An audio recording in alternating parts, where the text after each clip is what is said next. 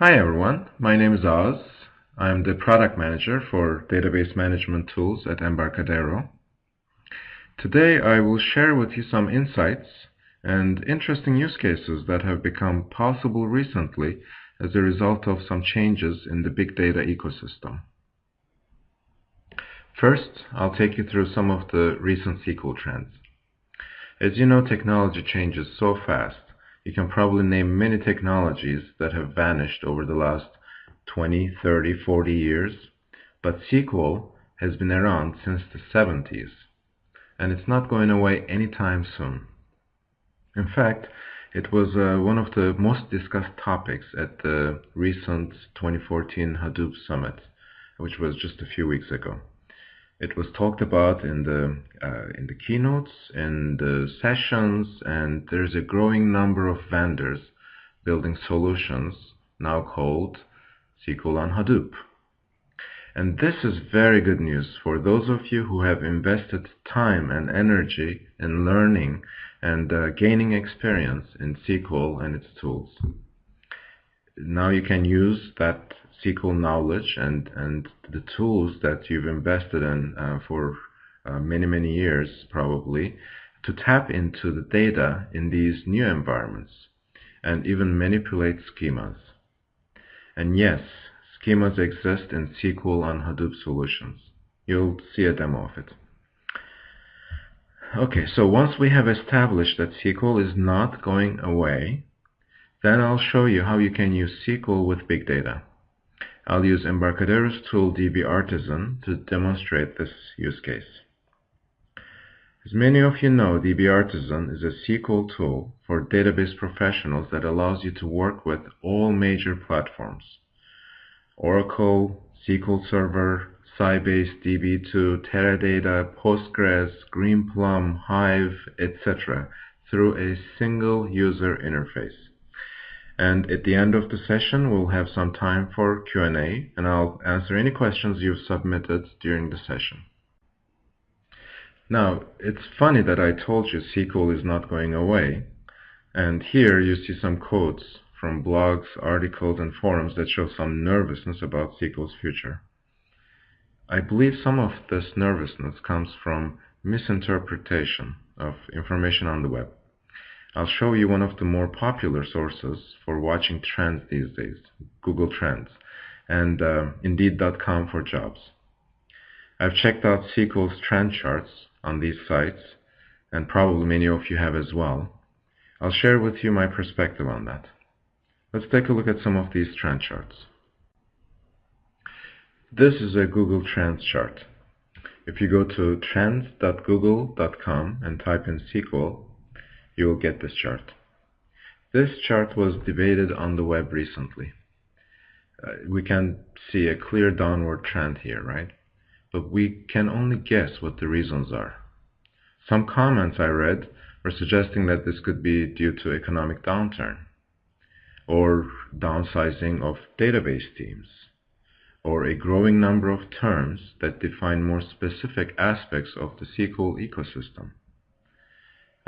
In which case these terms would be searched for, reducing the number of searches for the term SQL.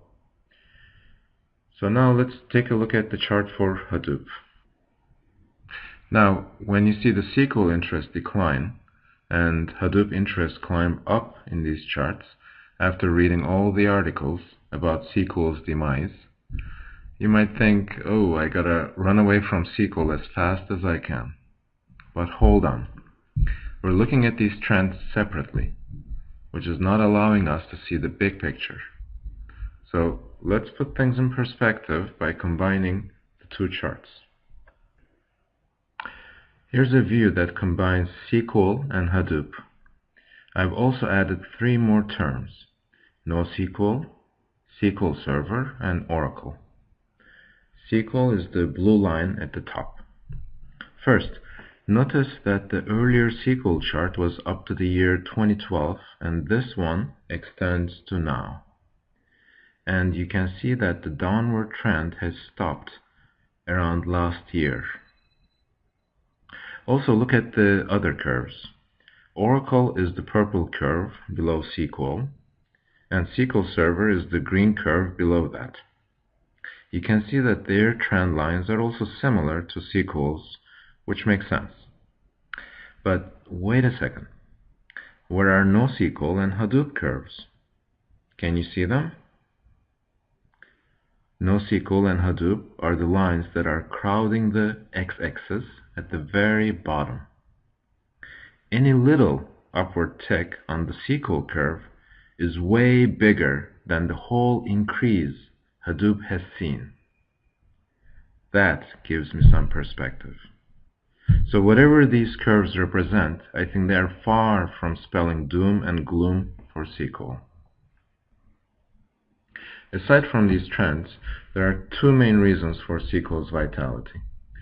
First, enterprises made significant investment in SQL over the years, and they don't want to throw that away.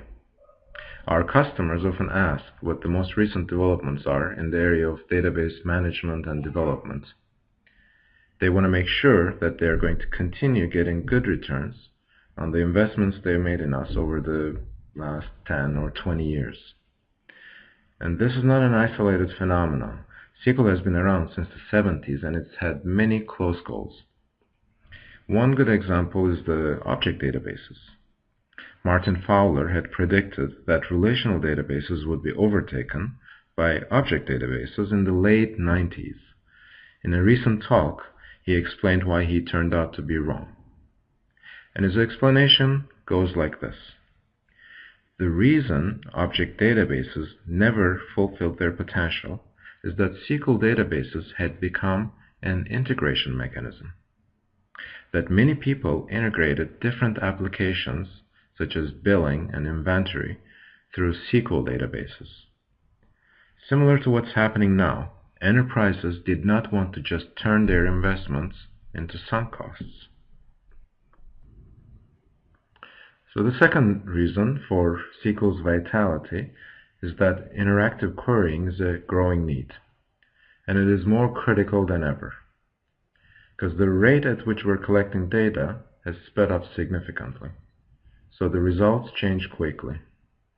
This new environment requires more interactivity with data, and SQL, of course, is the best candidate to meet this need, partly because, as I mentioned earlier, enterprises do not want to throw away their investment in tools, technologies, and skills needed for the SQL ecosystem.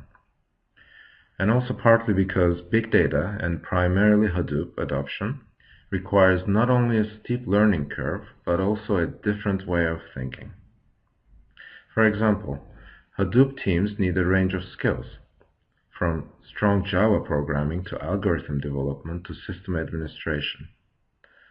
And it's been tough to find enough Java developers who can build the MapReduce jobs, and also who have a grasp of data modeling to bridge the gap.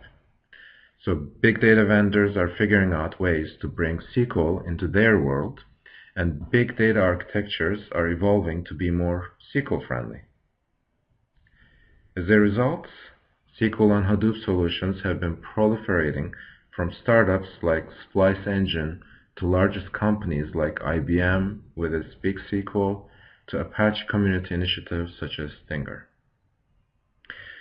For anyone interested in better understanding the value of data models in the world of big data, I've included at the end of this presentation a link to a great webinar by Henry Olsen about adding value with data architecture and modeling.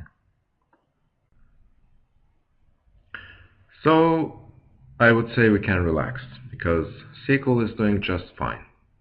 As I mentioned earlier, too much has already been invested in SQL, and it still is the best language for interactive querying of data in NoSQL databases. Now, of course, there are still disbelievers.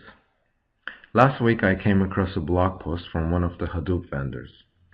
The post featured the two graphs you see here, and argued that SQL's graph was alarming, whereas Hadoop's graph was great. And I know there are a lot of people who look at Indeed.com and say, "Ooh, that doesn't look good, we are in trouble." There's availability of information bias in such a decision. I know, it's a mouthful. The short of it is availability bias, but the bottom line is we are not considering all the information, and we're only looking at what's available to us. That's the idea. So let's again do what we did earlier with the Google Trend chart, and let's put things in perspective. Oh, by the way, you can see that Hadoop trend also seems to be somewhat flagging since last year. The best way to deal with availability bias is to consider more data. So I've added here two more terms, data scientist and big data, and combined them all in one chart so that we can see how they look in relation to others. This chart clearly illustrates the difference in scale between jobs for data scientist, Hadoop, big data, and jobs for SQL. At this point, you might be convinced that SQL is not even in the same ballpark with the others. But you might think that there's still a worrisome downward trend in SQL jobs. You might think, oh no, SQL is still in trouble. To understand if that is the case, let's overlay one more curve on this chart. So I just added the Java curve showing in red. Do you see a similarity between the two curves? Aren't they following almost the same ups and downs? Isn't that strange? Could the ups and downs in these curves have more to do with factors other than those that have to do with these two languages themselves? Maybe it has to do with the Indeed.com website. Maybe there's something else going on. It's very strange that these are almost identical shapes. Also, looking at the right end of the curves, you would probably gather that SQL wouldn't hit the zero line anytime before Java does. So, look at the right end there. If you followed that trend all the way to the x-axis, which one would hit the x-axis first? Java, right? But is that likely? Java that powers Hadoop is not likely to even decline actually anytime soon, since Hadoop itself is projected to grow by leaps and bounds. In fact, Java is listed as the most discussed language on one popular language index and as the most popular language on another. By the way, you can also see that SQL is among the 10 most discussed languages here. So with this additional data, I'm inclined to discount the significance of these charts. Alright, that's enough with the charts. Let's take a look at some recent news. By the way, a little disclaimer, the creatively created select query you see at the top left there is not mine. It's by Merv Adrian from Gartner. Anyway, so at the 2014 Hadoop Summit a few weeks ago, the repeated theme throughout keynotes and sessions was SQL's importance. For example, take a look at this quote I copied from one of the session abstracts. It went, "We'll look at how SQL, long the standard for the data warehouse, is increasingly being used on Hadoop." What does that mean? It means big data architectures are evolving to be more SQL friendly. And that's good because they are stronger together. One way this is revealed is through NewSQL, which Wikipedia defines as a class of modern relational database management systems that seek to provide the same scalable performance of NoSQL systems for online transaction processing workloads, while still maintaining the asset guarantees of a traditional database system. And then it goes on to say this about NewSQL's dependence on SQL. Although NewSQL systems vary greatly in their internal architectures, the two distinguishing features common amongst them is that they all support the relational data model and use SQL as their primary interface. And what that means for you is that you can interface with big data using methods you're already very familiar with. Here's a riddle. What does SQL on Hadoop produce? Lots of offsprings. Okay, joking aside, these days you cannot Google SQL without coming across some mention of SQL usage in big data.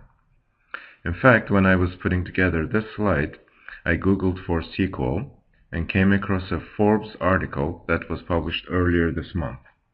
It had a section titled Democratizing Big Data Software with SQL. It was mentioning some of the vendors and solutions you see in this slide. Well, many of you are probably familiar with Hive. That's the elephant bee logo at the top left in black and yellow. Hive is what originally provided SQL support for Hadoop. The query language is HQL for Hive Query Language, which is based on SQL. When you submit your query, Hive uses MapReduce jobs to get the data from HDFS. That's the Hadoop file system. By default, Hive uses an embedded relational metastore to map a schema onto Hadoop data. This default metastore is Apache Derby, used mostly for development and unit testing. But you can also configure Hive with a local or a remote metastore and use another RDBMS such as Postgres. Aside from Hive, you might also be familiar with Presto, which was open sourced 8 months ago by Facebook. According to the company, Presto is a major interactive system for the company's data warehouse. It is deployed in multiple geographical regions and is running on a cluster of over 1,000 nodes. The system is actively used by over 1,000 employees, who run more than 30,000 queries processing 1 petabyte daily. Note that most of these solutions build on traditional RDBMSs that we know intimately. For example, IBM's BigSQL and Hadoop use Postgres. EMC Pivotal's Hawk uses Greenplum, which is based on Postgres, and Cloudera's Impala allows you to choose among Postgres, Oracle, etc. So, there you have it, a vibrant and growing industry of SQL on Hadoop solutions. There are a number of other databases that work well with big data. Teradata, Sybase IQ, Greenplum, and Postgres, which Greenplum is based on, are all relational databases. Teradata and Greenplum are in the massively parallel processing camp, the MPP camp, and SAP's Sybase IQ is a petabyte-scale relational database. Postgres, with its recent architectural updates, is being positioned to power applications written for NoSQL databases. For example, with its 9.4 beta version, it now has a native JSON-B type. And yet, Postgres doesn't require hard-to-find and expensive skills that other NoSQL technologies require, because, as we all know, it's a SQL database that has been around for a very long time. If you would like to integrate data from graph databases, which is a fast-growing area of NoSQL, that also is possible. For example, you can use Neo4j's JDBC driver to get data out of its graph database. I've tested this with our tools DBArtisan and RapidSQL, and it worked like a charm. Finally, Oracle and Microsoft are not standing still either. They're also producing solutions to meet the demands of today and tomorrow. Now that we have established SQL is here to stay, I'll show you how you can continue using your favorite SQL tool with big data. Remember all the SQL on Hadoop technologies I listed a few slides back? When Hadoop first came about, it was all about MapReduce algorithms developed by Java programmers. SQL world did not have any access to Hadoop. It was essentially a big and growing black box. Now, with SQL on Hadoop, we have access to the data in Hadoop. In fact, we can query it interactively. We can map it to a data schema. We can create and alter this data schema using our SQL tools. How much better can it get? The world of Hadoop has opened up and adapted to the SQL world. So now, you don't have to throw away your tools and learn how to program Java. You can stay current on the latest, and you don't even have to make a big effort. Let's use Hive as an example. What you see here is the Hive configuration page within Cloudera's Hadoop distribution. I downloaded this as a virtual machine from Cloudera's website and just ran it on my laptop. What makes it very appealing is that on this configuration page you have the very familiar RDBMS choices to power Hive. As you can see right in the middle, Postgres is selected and used by default, but I could also set it to Oracle or another option. When we run our query against Hive, Hive uses this database as a metastore. Here's what that means. Metastore contains the schema and the system tables, which inform Hive when it is planning to execute the query. Once the query is executed, the data comes straight back from HDFS and does not get stored in the relational store. I'll show you how this works in just a minute. Now let's take a look at the tools I've used for this. Here's where I get to plug my tools. Since I'm the product manager for database management tools, I hope you can understand my bias. But DBArtisan and RapidSQL have been enterprise-class trusted tools of database professionals in 90 of the Fortune 100 and 97% of the global 2000 firms who manage some of the most complex and heterogeneous environments. DBArtisan is the premier database administration toolset helping DBAs maximize availability, performance, and security across multiple DBMSs. This essential toolset consistently boosts productivity, streamlines routine tasks, and reduces errors. DBArtisan provides an easy-to-use single view across all enterprise data sources, featuring comprehensive capabilities for all core data management tasks. RapidSQL is an award-winning SQL IDE giving database developers and DBAs the ability to create high-performing SQL code on all major databases from a single interface. The toolset simplifies SQL scripting, query building, object management, debugging, and version control with easy-to-use innovative tools. For my demo, I'm going to use DBArtisan, but I've tried everything with RapidSQL as well, and it all worked, so you can try whichever tool meets your needs best. So, after all this, you're probably wondering if it is really that easy to get a view into the Hadoop environments through SQL interfaces. Let me show you how easy it is. What you see here is the Cloudera Manager running inside a VMware virtual machine. I showed you a picture of this earlier, and now it is live. These are the selections here. Let's switch over to DBArtisan. There we go. On the left pane, you can see that I have already registered Cloudera's Hive and Impala data sources using the Hive JDBC driver. And now let's connect to Impala. So I'm going to go connect, and that's it. I'm connected. Now let's get a list of the tables. I'm going to open up a iSQL window, and I'm going to query for tables. And there we go. We have two tables. And let's take a look at sample '07. And that's it. That's the description of the table.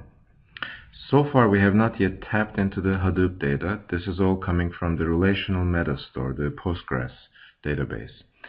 That's where the schema is defined.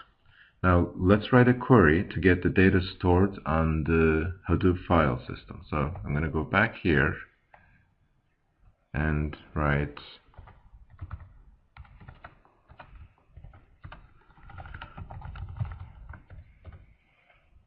so I'm getting some data from the sample database, and let's order this by, we noticed that there was a salary column, order it descending, and let's limit it to 100. Let's run this, and there you have it. That's it. That's all data coming from the Hadoop file system, and this is SQL on Hadoop. I also have Hortonworks VM. So for that, let me first shut down the Cloudera VM so I can free up some memory. So I'll go back here and suspend this guest. There we go.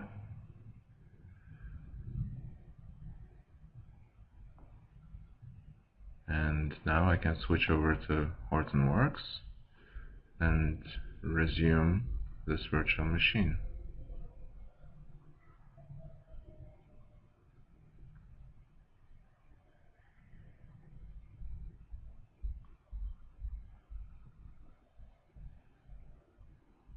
There we go.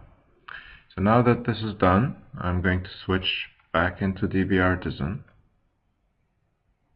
and go over to the Explorer. And in the Explorer, I have the Hortonworks Hive. This is the ODBC driver.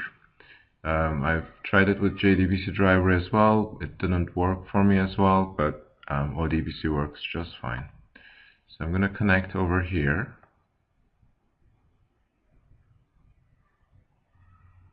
And that's it.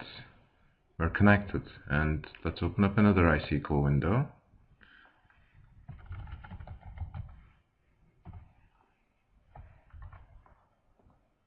And we have the same tables in the Hortonworks Hadoop environment.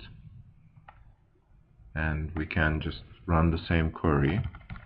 Select star from salary, order by sample,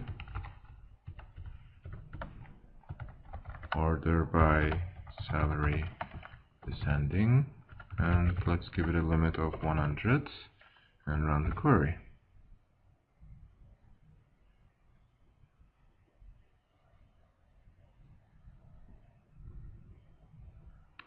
So with Hortonworks, it's taking a little longer because we're going through Hive. And the difference between Hive and Impala in the Cloudera environment was that Hive was going through MapReduce, which Impala was not. And with Hortonworks environment, because we're going through Hive, that also is going through MapReduce, which is taking a lot longer. Because this is Java code that's running in the background, but here we have it. We got our results back, and we were able to tap into the Hadoop data in Hortonworks environment as well. And those are two of the major Hadoop implementations. A third SQL on Hadoop implementation is Pivotal's Hawk, which was recently public on their website. It's based on, as I mentioned earlier, it's based on their Greenplum database, which is based on Postgres. So using Postgres connector, I was able to connect with Pivotal's Hawk, and we can do the same exact things with Cloudera and Hortonworks. I'm going to connect to Pivotal's Hawk. There we go. And we can take a look at what's in the meta store. We have these databases. We can look at the version. We can look at the storage, the table spaces.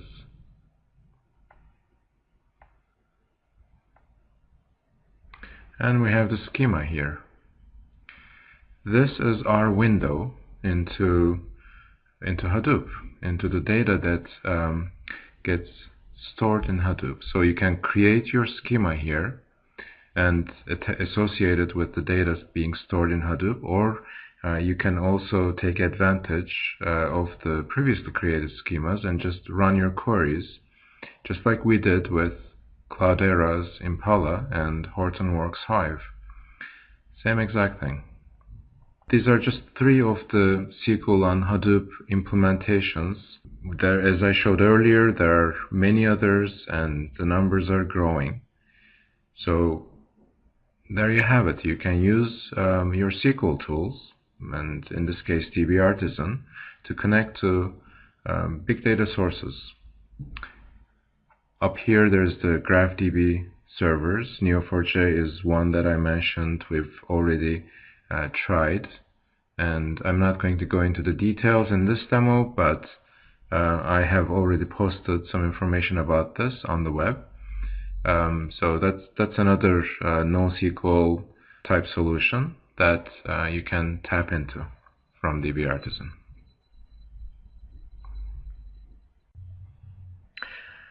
I hope I was able to convince you that SQL has a bright future. As I was putting this material together, I've learned a lot about the SQL ecosystem. Through discussions and research, I've found out that even though there's some nervousness about SQL's future, SQL has made a comeback over the last year or so.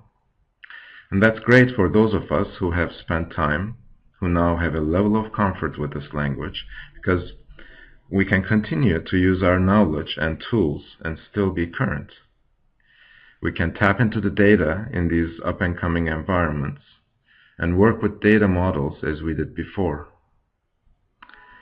Companies that store and use data, and I don't know any company that doesn't store and use data, they've made significant investments in SQL tools and training over the years. Especially larger enterprises will not be writing off these investments anytime soon. And so SQL has become the preferred interface to the new data sources. Also, interactive querying is a need that's becoming more and more critical because the speed of data collection has increased by leaps and bounds. And businesses have become more dependent on the actionable insights they gather from their data. And as a result, data needs to be queried more frequently. SQL is the query language that best meets this need. So I encourage you to check out some of these environments I've introduced you to during my session, and use your favorite tool to see how easy it is to tap into all these new sources of data from the same familiar SQL interface. Here's my email. If you have any questions or comments now or in the future, please feel free to contact me. I would love to hear from you. Thank you. How do you guarantee that your database knowledge and then that your team members are going to be protected, not just because of some catastrophic failure, hardware, buildings, earthquakes, whatever, but also the team members, and how to make sure that maybe the tools can help gather some of this information to help as the transitions are made from DBA to DBA or team member to team member. And you had some quick comments there. Yeah. At this time, I can only make a very brief comment that these are very important use cases, and we have been thinking about these, and there's some work underway in these areas, but I can't go into the details of what we're doing in that area yet. Yep. And you reminded everybody google.com/trends to do trend analysis on search terms of all kinds. Yeah, that's what I used in my at the beginning of my presentation. The charts that I was showing, they were from the Google.com Trends website and also another set from Indeed.com. And these are two websites that are used quite frequently to get a sense of the trends in different areas. But often they are used, maybe a little out of context. Maybe it helps, and what I tried to do in this presentation is it helps um, to consider the availability bias and bring in more information and create a context around what we're looking at those trend charts. Maybe you know this term. Joel said, do you think MPP RDMS platforms might be a good substitute for a Hadoop platform or big data in general? At the end, it is all about size of data, which MPP can handle. Yeah, so they are definitely interchangeable, I should say. And there is also the trend right now, and this is I guess a prediction from several of the RDBMS vendors, is that these NoSQL technologies are merging, as well as MPP technologies and Hadoop. To give you an example, the Pivotal Hawk and Pivotal HT, what they've come out with recently is based on a use case that they actually can go to their website and you can see that they're describing there. And the use case is one of their customers is Greenplum, which is an MPP platform, Greenplum customer, and they're keeping their hot data in Greenplum, and they're moving they keep their cold data, or the more historical data, in the Hadoop environment. And what they wanted to do was to merge these two platforms. And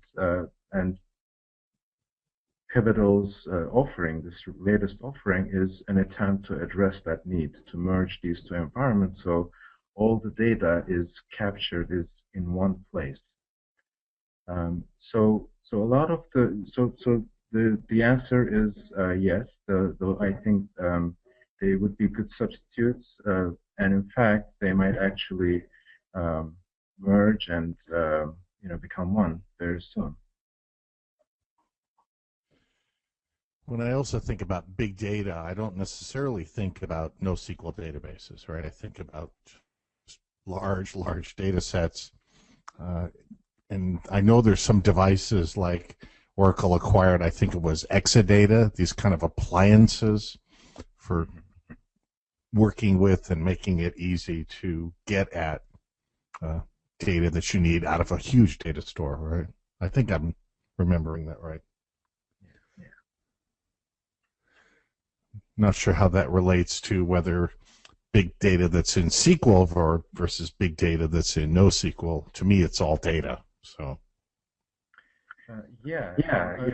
Part of the challenge for the data management has been the integration of different platforms, different types of data. You have document stores, you have key value stores, table-based stores, you have now graph databases, also the more traditional RDBMS systems, and